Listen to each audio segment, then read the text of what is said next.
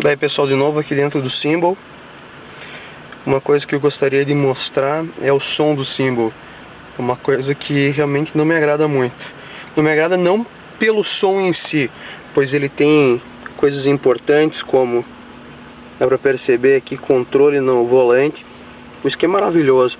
Só que a qualidade das caixas e do som é muito ruim. Eu vou dar uma aumentada aqui, vamos ver se vocês conseguem perceber isso.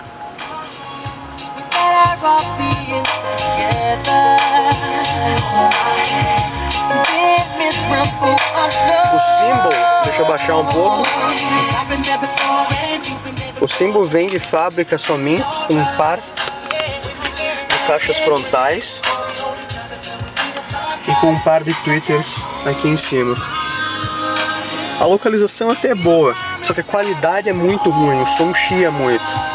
Realmente eu não gostei. Todos os meus outros carros tiveram sons bem melhores. Mas é isso.